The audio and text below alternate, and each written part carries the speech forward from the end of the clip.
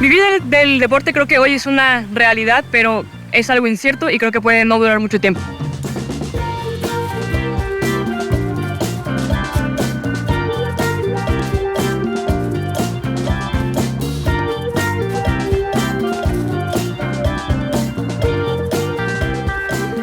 Digamos que es incierto porque tu carrera puede acabar de un plumazo con una lesión y no sabes si va a durar mucho tiempo porque quizá hoy puedes ganar bien, pero no sabes si sea suficiente el salario como para que en un futuro tengas un sustento real.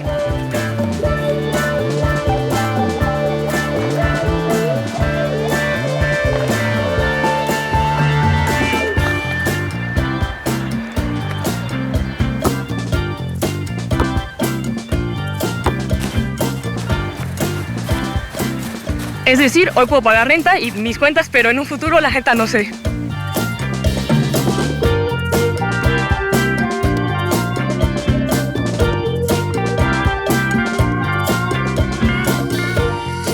Al que no tranza, no avanza. Fútbol, el deporte más bello del mundo. Y no lo digo yo, criaturas. Lo dicen millones de personas. Pero lo que tiene de bello, lo tiene de turbio. O pregúntenle a los caballeros, que son quienes lo gobiernan. Porque sí, el fútbol, además de pasión, es un gran negocio. Un business. Businear, andar haciendo ahí business también del mundo de la transición, unos business mal habidos y en lo oscurito.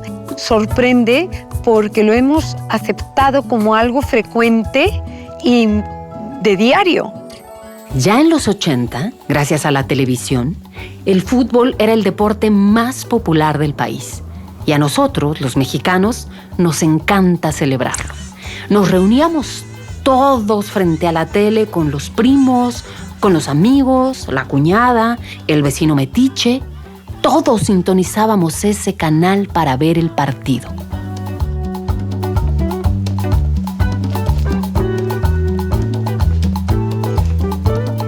Qué bonita casa. Huele a los 80s, exactamente.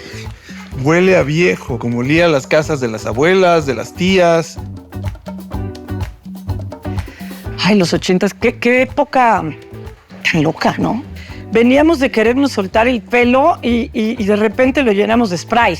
Que eran unos copetes así parados, los aretes fosforescentes, todos los colores eran muy brillantes, todo estilo flats. Y bueno, ¿qué podemos decir del fútbol? Hablamos de un deporte al que le sirvió mucho la organización del Mundial de México 1970, que fue el primer mundial que se hizo fuera de Europa y Sudamérica.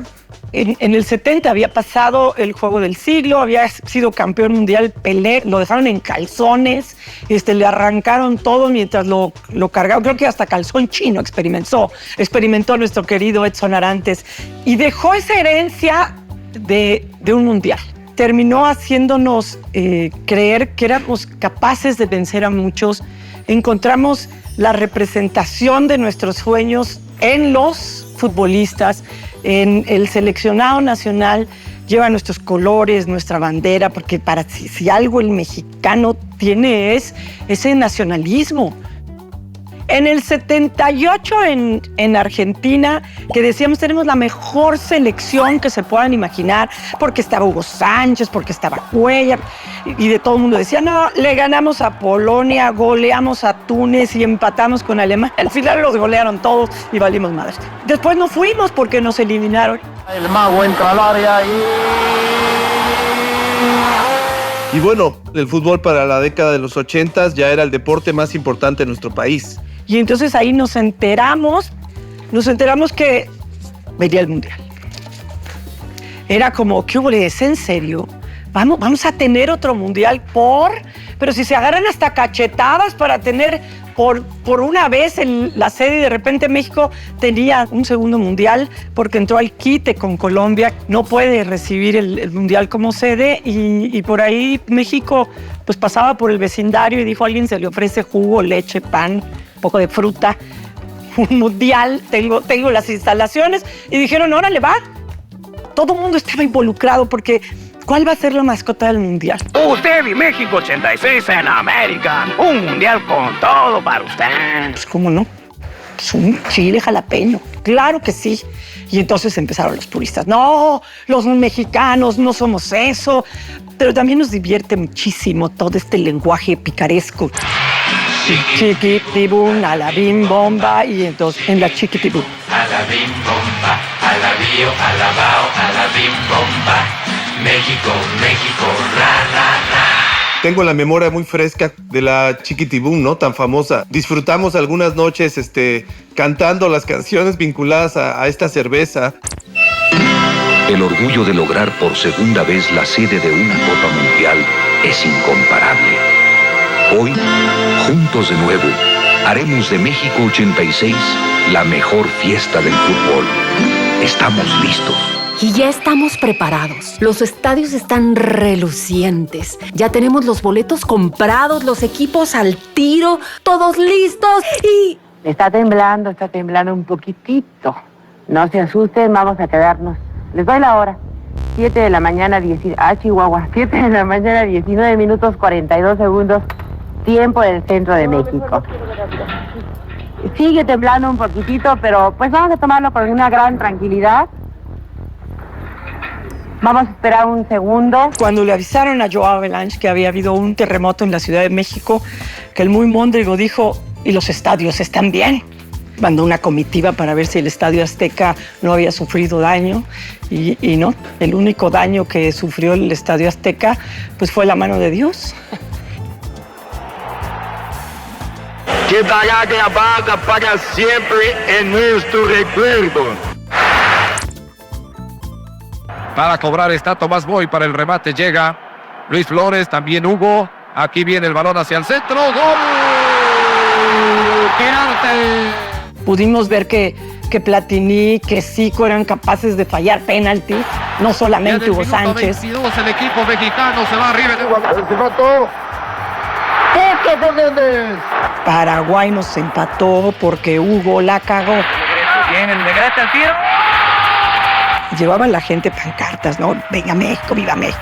Y había uno que decía, Bulgaria desayuna con búlgaros, los mexicanos con huevos. Silva, viene aquí Raúl Servín, saca tiro de... ¿Que nos eliminaron? ¿Quién? ¿Alemania? Perfecto. ¿Contra quién va Alemania? Contra Argentina. Le vamos a Argentina. El equipo tricolor tiene mucho corazón y en la cancha lo demostrará. Con estadio y ambición, con arrojo y con valor, jubilosos de ser anfitrión. Cuando era niña, decía que quería jugar en selección, con la verde del Tri. Creo que la mayor influencia en mi vida para dedicarme al fútbol fue mi hermana. Desde chiquitas jugábamos en el jardín de la casa, con los amigos en la escuela. Y te digo, mi escuela era de monjas, casi siempre fue de niñas por mucho tiempo. Cuando lo hicieron mixto, nos separaban y ellos podían ir a la cancha a jugar.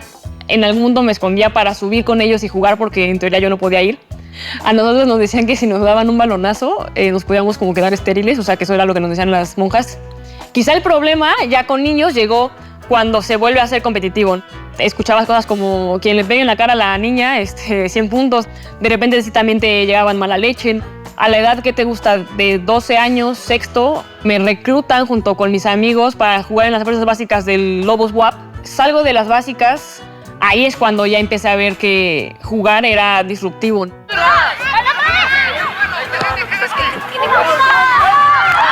Juego en el TEC a buen nivel, 3 años. Entonces me hablan Chori y Migue, que eran mis entrenadores en el TEC, y me dicen, oye, se quedaron sin portera en selección y te están llamando. Literal, yo llegué a la colita del proceso pensando que no iba a ir a un mundial, pero todo se fue dando. A los 16 años estaba en Trinidad y Tobago jugando un mundial. ¿Qué más puedes desear que jugar para tu país, no? Entonces, pues, es algo único. No hay que olvidar que el fútbol, además de ser un gran deporte, es una vía lúdica para inculcar valores y que el juego en la cancha podría enseñarnos, no sé, a ser justos, a jugar limpio. Pero pues no. Detrás de grandes pasiones hay grandes intereses. Y detrás de esos grandes intereses hay grandes cantidades de dinero. Y detrás de esas grandes cantidades de dinero hay un grupito de caballeros sentados en una mesita redonda que lo controlan todo. uno de los terrenos donde en muchas ocasiones hay menos caballerosidad, donde más trampas hay, donde quizá más se violan las reglas por el deseo de ganar o por el deseo de triunfar, es justamente el campo deportivo. La idea de caballero en realidad pues esconde un eufemismo para hablar de lo que está debajo de esa imagen, la que se han parado a los dueños del fútbol, que han controlado de manera mafiosa, cartelizado, podríamos decir, al negocio del fútbol, porque justamente lo vuelven un monopolio. Me imagino aquella mesa redonda en donde en realidad los caballeros hacían estos votos por actuar con caballerosidad en nombre del bien común y del honor. Bueno, cuando se construye el fútbol aquí en México, se hace de una manera muy distinta como lo hacen las ligas en Estados Unidos. Pero México se construyó de una manera distinta. Sí se nombra un presidente de la liga, un presidente de la federación, pero en realidad tenían que convencer o dejar de buenas a los dueños de los equipos porque eran los que ponían el capital. Entonces se hace un poco desbalanceado el tema de la toma de decisiones. Los medios de comunicación, los atletas y las organizaciones deportivas a veces no quieren dejarnos ver esa otra parte, esa cara B, esos aspectos oscuros que muchas veces no salen a la luz y cuando salen a la luz se convierten en escándalos. Como el pacto de caballeros, que no sé por qué le ponen de caballeros, ¿no? ¿Qué es el pacto de caballeros?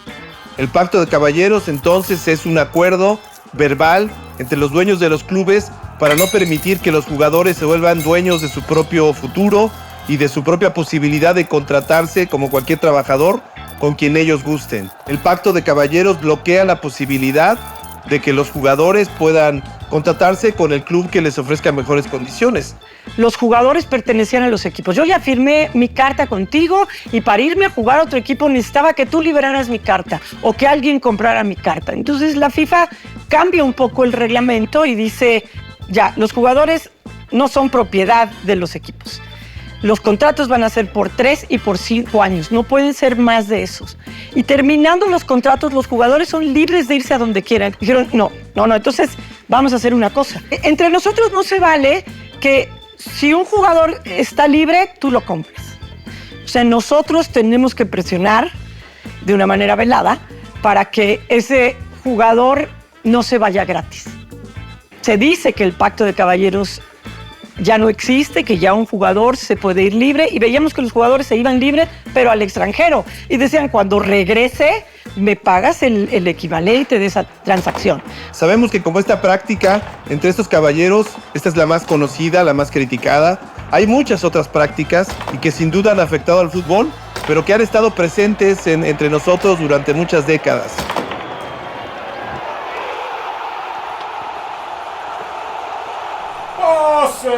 ¡Pásele! Tenemos pechuga de Rafa Márquez contra una patita de Messi. Como el mercado de piernas, que literalmente era una subasta de jugadores donde los caballeros iban a surtirse de la mejor carne.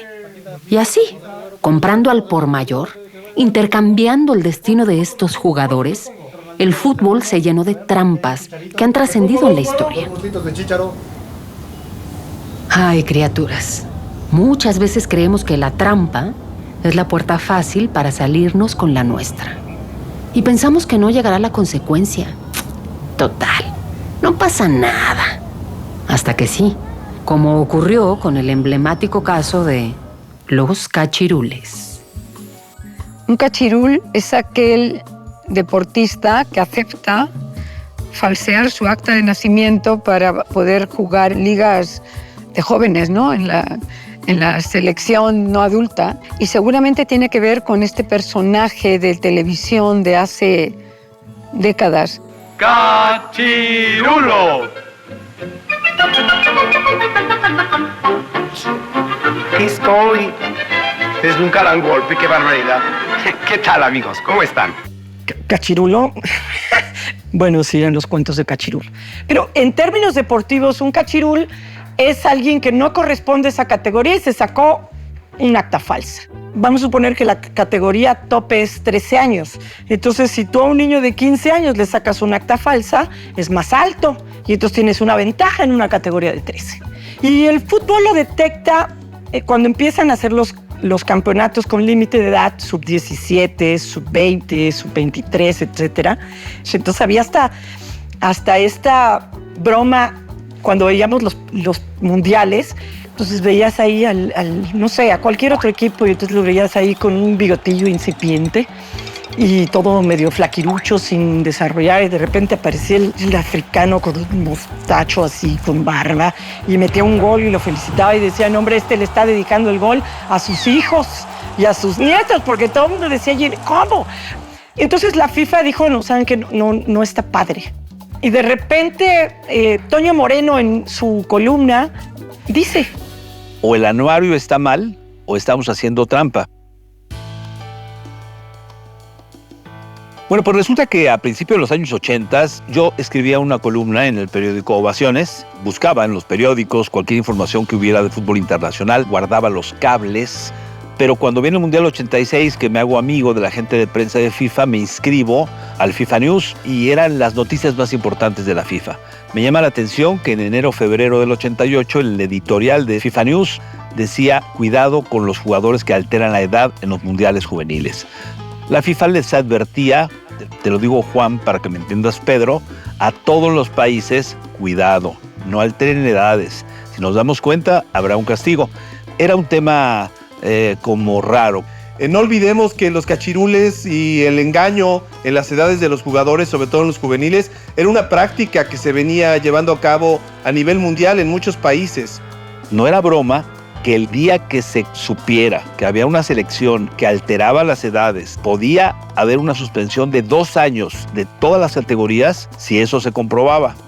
Todos los reporteros, toda la gente del fútbol en México sabía en los años 80 que en México había jugadores con edad alterada. Era normal. Jugadores que decían, yo me paso por uno.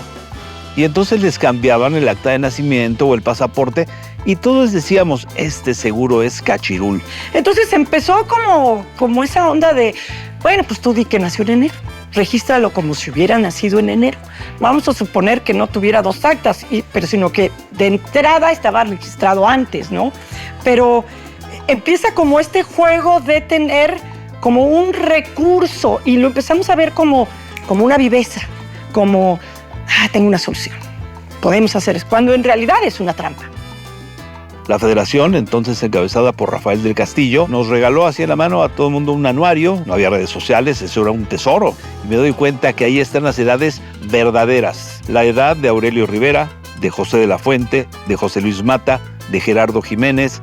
Digo, bueno, esa sospecha que hay, que siempre hemos tenido de alterar las edades, evidentemente la federación pues, no se va a balconear.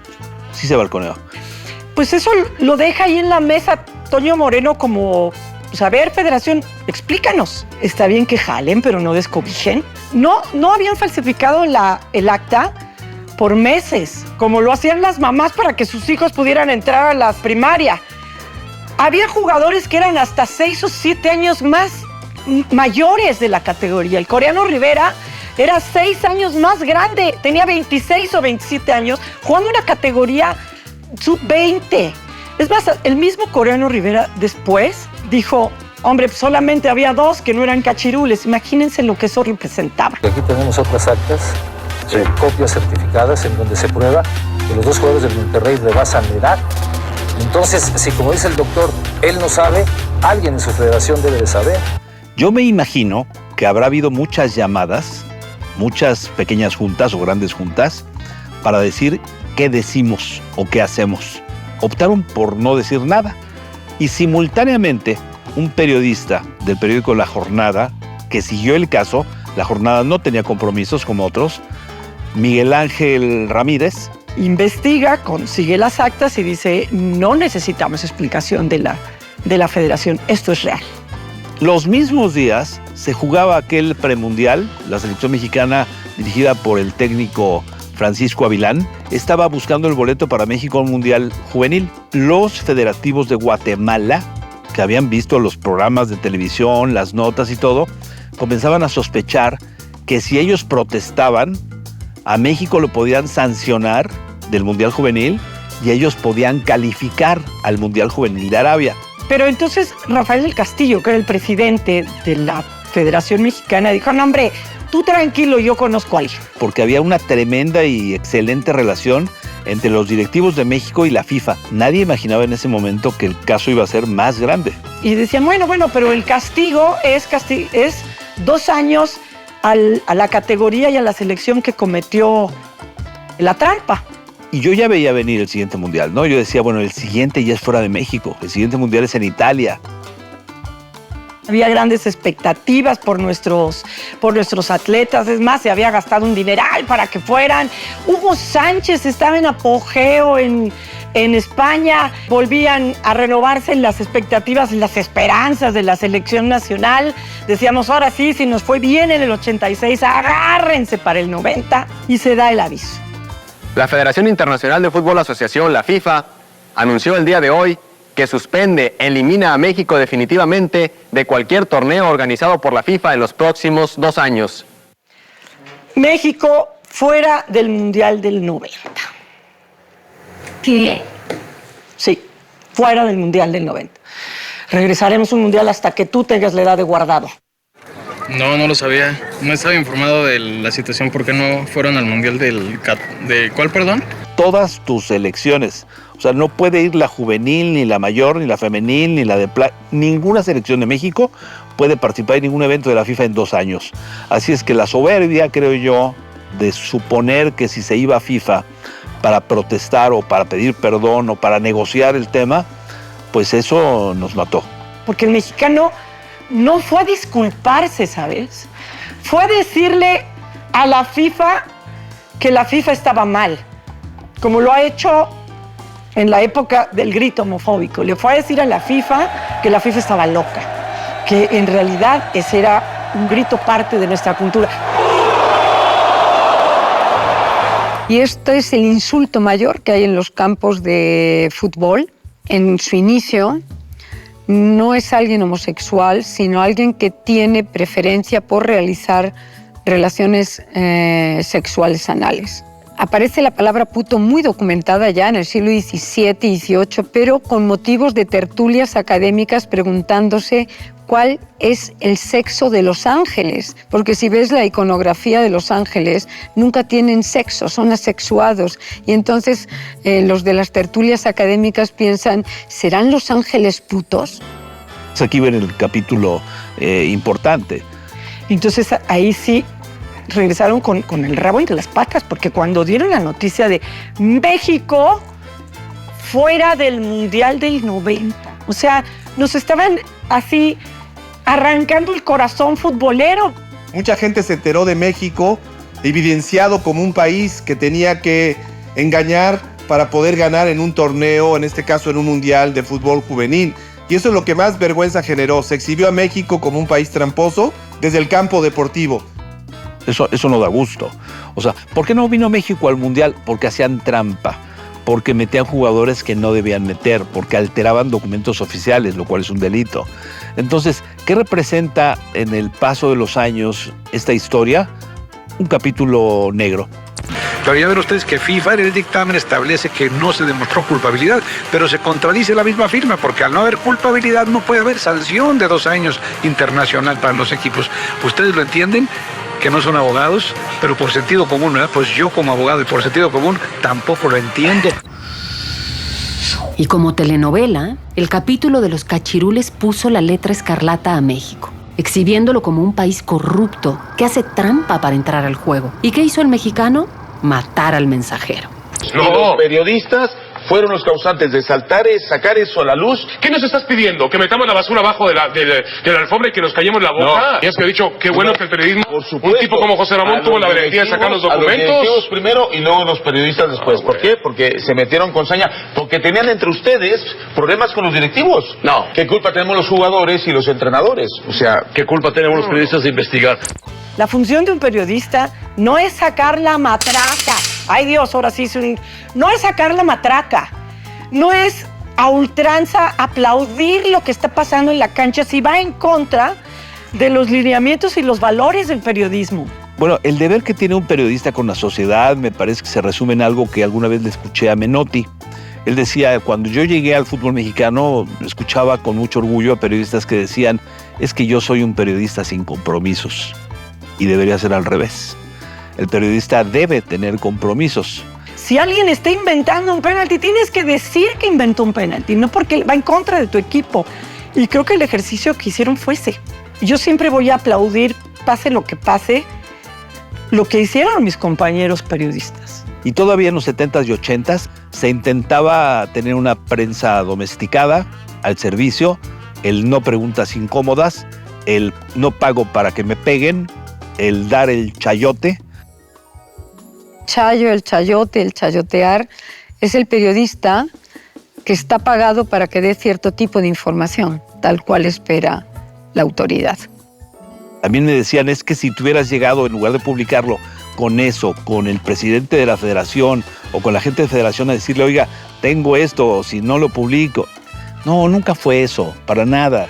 Efectivamente, no dimensioné hasta dónde iba a crecer, pero tampoco me arrepentí en ningún momento de todo ese proceso del haberlo hecho. Yo me puedo imaginar que la FIFA debe tener una ventanilla que dice México. Señor, sí, dígame, vienen de México. ¿Y ahora qué? Que si los cachirules, que si el pacto de caballeros, que si el grito homofóbico. Y si se enteraran de cómo estos caballeros organizaron la Liga Femenil, también dirían, ya no quiero saber nada de México. El avance de las mujeres en el deporte era un hecho. Y en el fútbol también tenía que ser. Entonces empiezan a tenerse el Mundial de Estados Unidos cuando se rompe el récord de audiencia en un Mundial femenil. El récord también en el Mundial del 2011. En Canadá en el 2015, cuando se dan cuenta de la derrama económica que da el fútbol femenil. Y entonces la FIFA dice, a ver. Nosotros veríamos con muy lindos ojos que todos nuestros afiliados, todas las federaciones, empiecen a darle cabida al fútbol femenil. Con uno de los esquemas más exitosos, que es que cada uno de los equipos varoniles, que ya está arraigado la marca de cada equipo. Bueno, pues ahora que haya el equipo femenil. Y empiezan así 1, 2 y 3 torneos. En un reportaje que hace Juan Villoro, José Ramón, donde él dice que cuando va a un partido femenino en México, ve la expresión de fútbol puro, de fútbol romántico. Chicas que se levantan, pelean, siguen corriendo. Aquí las chicas corren, les pegan, se levantan, sufren. Y la verdad es que es un espectáculo. Hasta que aparece COFECE y le pone una multa a la liga. Una era por el pacto de caballeros y el otro era la liga femenil por la manera en la que construimos. De que el mínimo del salario de las jugadoras eran 3,500 pesos, que a mí me parecía poco. Pero en realidad era el máximo de salario. Estos caballeros se pusieron de acuerdo para que nadie le pagara más de 3,000 pesos a las jugadoras.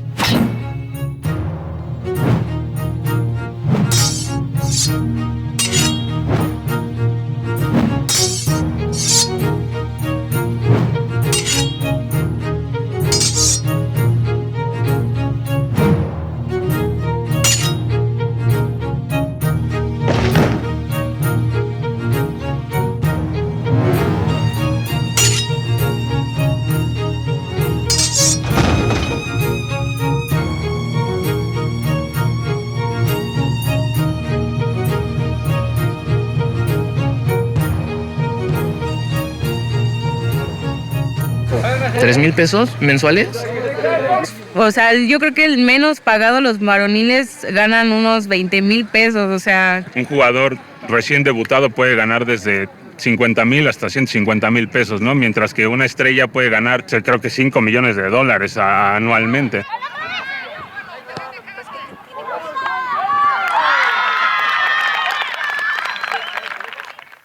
Yo tengo muy marcado, hubo un momento en Pumas que se acercan a entrevistarme de ESPN Digital y fue como, bueno, pues como ¿por qué juegas? Va a decir, pues a ver, nosotros estamos jugando por amor al arte porque no ganamos casi nada, ¿no? Sin pensarlo, simplemente causó, o sea, pues una detracción que yo dije, güey, ¿por qué va a causar detracción una verdad y es una verdad que estamos viviendo y que no está bien? Entonces quizá en ese momento fue cuando dije, ¿sabes qué? O sea, si hay cosas que pues hay que decirse, ¿no? Es quizá el pacto de caballeros en la femenil se traspasó a esta imposición de un tope salarial que pactaron justamente pues estos caballeros, ¿no?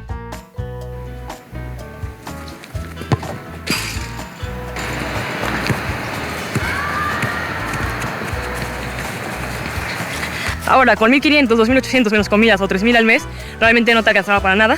Y había que considerar que podían ser trayectos incluso de 2 o 3 horas si era gente que venía de Ecatepec, Chalco, Tláhuac, en metro o en transporte, ¿no? Y que ya entrenar en alto rendimiento sí requiere eventualmente ser un trabajo de tiempo completo. Podías entrenar a las 12 del día, pero tienes que llegar antes, ya sea por calentamiento, previo, terapia, además, quedarte más tiempo por terapia, esto, ¿no? Entonces, pues sí, es un trabajo quizá que era muy mal pagado y que tampoco te permitía obtener ingresos de otras formas porque al final es muy absorbente.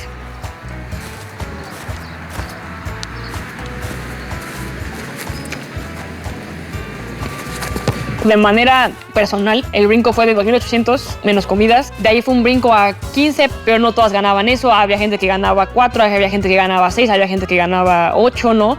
Todavía si preguntas en clubes, hay, o sea, quizá la media ha de estar como en 6 o 7, ¿no? Eso es lo que significa jugar.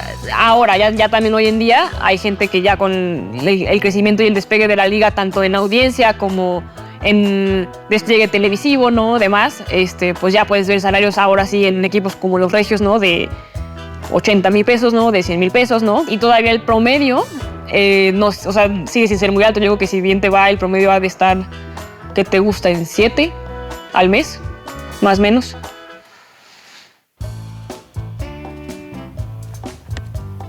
Si tú le preguntas a las chavas de la liga, pues la gran mayoría está cumpliendo su sueño de jugar. Y aunque en ese momento fuera por chicles, es un sueño. Entonces, o sea, ¿cómo vas a invalidar el sueño de alguien por ganar poco cuando al final sigue siendo un sueño? Siempre la pregunta es, bueno, ¿voy a poder vivir del deporte que hago? No se puede vivir del deporte en México porque son muy bajos los sueldos que les pueden llegar a pagar a las jugadoras. A veces dicen que prefieren jugar en talachas de fuera, en el Estado de México o en otros lados, que ganan más a estar jugando profesional. A veces como futbolistas tenemos que compaginar otras actividades como el trabajo o alguna otra carrera, otra disciplina, pero vivir solo del deporte siendo mujer, lamentablemente no. Generar mayores oportunidades para ellas mismas, tanto dentro como fuera de la cancha, y fomentar la promoción y el marketing del fútbol femenil. Es por eso que ahora estamos lanzando esta liga a nivel nacional. ¿Por qué tardó tanto el hacerse una liga? La verdad es que no sé. Justo es como el tipo de preguntas que son para directivos y demás que han estado ahí toda la vida. ¿Por qué no te preguntaste por qué veías a hombres jugar en la tele todo el tiempo y nunca viste mujeres, ¿no? O sea, y parece que por ser mujer simplemente tiene menos valor que si eres hombre. Pues el hecho de que el valor de ver a un hombre jugar sea mucho mayor que el de ver a una mujer jugar es la gran diferencia. Cuando te valoran menos de entrada, pues de entrada te dan menos, que es justo, entrenas a horarios en los cuales el equipo varonil no interfiere y es, o sea, de acuerdo a su calendario, a su logística, a su lo que sea. Igual, ¿no? Si vas a usar el gym, pues que los chavos no estén, o por qué lo vas a usar tú si justo esto está pensado para ellos, ¿no? Es curioso porque dicen, si quieres equidad, entonces quieres exactamente lo mismo que hay, es como de... No precisamente, o sea, al final cuando pides equidad, ¿no? O sea, quizás sí quieres igualdad en los derechos, pero no tenemos por qué repetir los vicios que se sabe que se tienen y que han durado mucho tiempo. No es repetir lo malo y repetir lo que siempre ha sido, sino repensar lo que realmente se tiene para que sea mejor en ambas ramas, ¿no? O para más personas. ¿Por qué no se da? Porque todo está viciado de origen.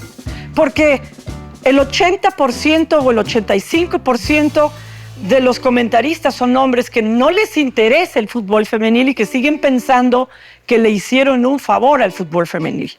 Porque el 99.9% de los editores, de los jefes editoriales de los diferentes medios son hombres que no tienen visión de género. El fútbol sigue siendo el juego del hombre.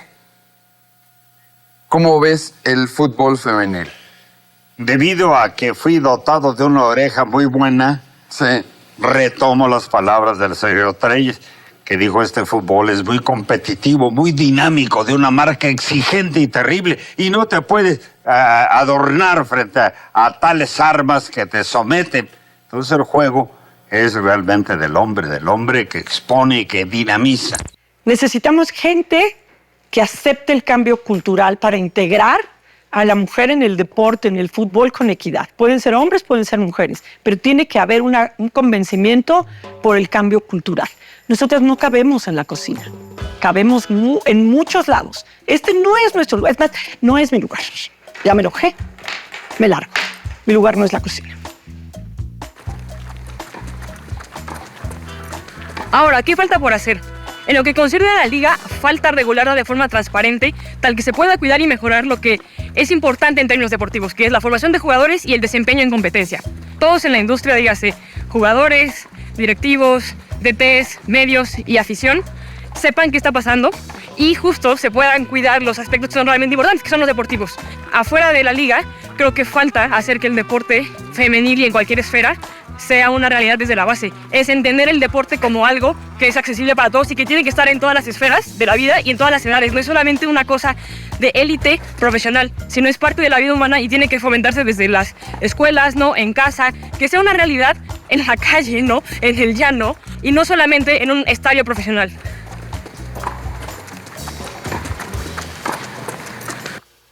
Ay, criaturas, falta tanto por hacer.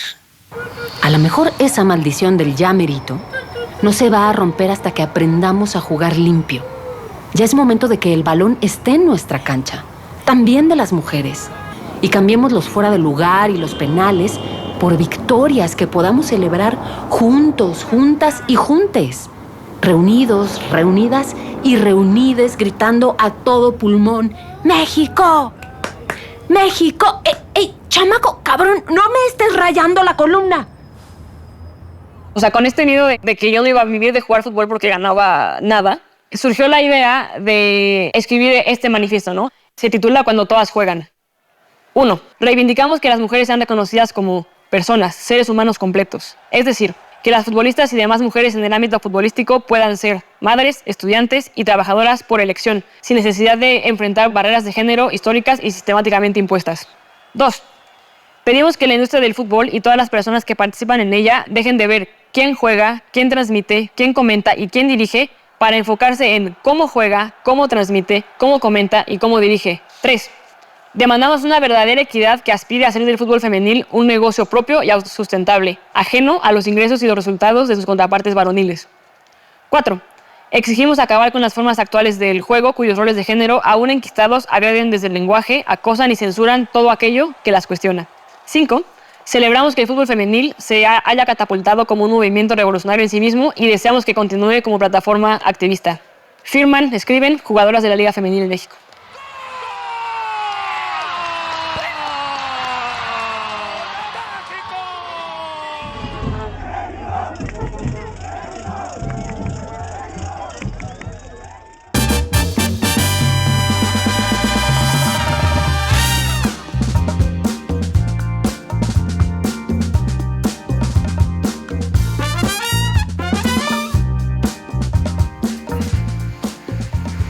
Disculpe, y a todo esto, ¿cómo entró a nuestra casa? Pues ustedes me invitaron. ¿Ah, sí? Sí. Hijos, vengan, van a conocer a su tío.